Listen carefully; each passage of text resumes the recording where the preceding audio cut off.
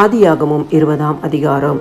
Abraham அவ்விடம் விட்டு தென் தேசத்திற்கு பிரயாணம் பண்ணி காதேசுக்கும் சூருக்கும் நடுவாக குடியேறி கேராரிலே தங்கினான். அங்கே ஆபிரகாம் தன் மனைவியாகிய சாராளை தன் சகோதரி என்று சொன்னதினாலே கேராரின் ராஜாவாகிய அபிமெலேக்கு ஆள் அனுப்பி சாராளை அழைப்பித்தான்.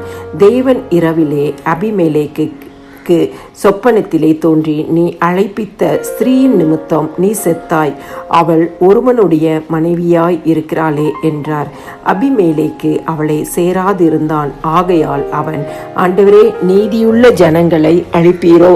இவள் தன் சகோதரி என்று அவன் என்னோடே சொல்லவில்லையா? அவன் தன் சகோதரன் என்று இவளும் சொன்னாலே, உத்தம இருதயத்தோடும் சுத்தமான கைகளோடும் இதை செய்தேன் என்று சொன்னான். அப்பொழுது தேவன், உத்தம இருதயத்தோடே நீ இதை செய்தாய் என்று நான் அறிந்திருக்கிறேன். நீ எனக்கு விரோதமாய் பாவம் செய்யாதபடிக்கு உன்னை தடுத்தேன். ஆகையால் நீ அவளை தொட நான் உனக்கு இடம் கொடுக்கவில்லை.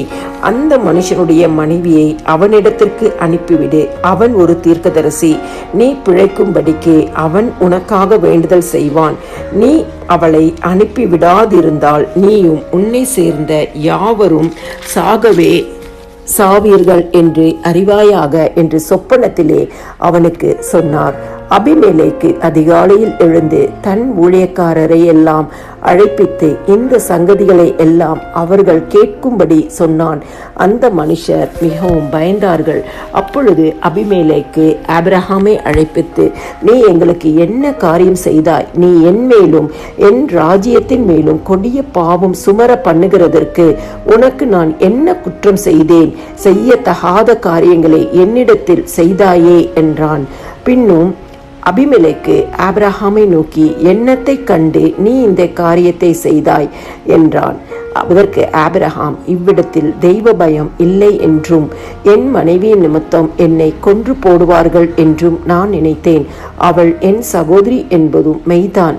அவள் என் தகப்பனுக்கு குமாரத்தி, என் தாய்க்கு குமாரத்தி அல்ல. அவள் எனக்கு மனைவி ஆனாள். என் தகப்பன் வீட்டை விட்டு தேவன் என்னை தேசாந்திரியாய் திரியும்படி செய்தபோது நான் அவளை நோக்கி, நாம் போகும் இடமெங்கும் நீ என்னை சகோதரன் என்று சொல்லுவது நீ எனக்கு செய்ய வேண்டிய தயை என்று அவளிடத்தில் சொல்லி இருந்தேன் என்றான்.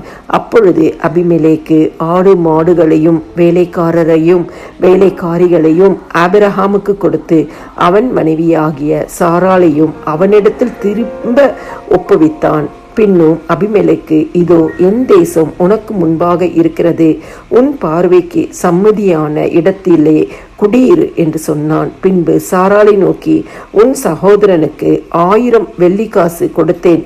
இதோ உன்னோடு இருக்கிற எல்லார் முன்பாகவும் மற்ற யாவர் முன்பாகவும் இது உன் முகத்து முக்காட்டுக்காவதாக என்றான். இப்படி அவள் கடிந்து கொள்ளப்பட்டாள். ஆபிரகாமுடைய மனைவியாகிய சாராளின் நிமித்தம் கர்த்தர் அபிமெலேக்கு உடைய வீட்டாரின் கற்பங்களை எல்லாம் அடைத்திருந்தபடியால் ஆபிரகாம் தேவனை நோக்கி வேண்டிக் கொண்டான். அப்பொழுது தேவன் அபிமெலேக்கையும் அவன் மனைவியையும் அவன் வேலைக்காரிகளையும் குணமாக்கி பிள்ளை பெறும்படி அனுகிரகம் பண்ணினார்.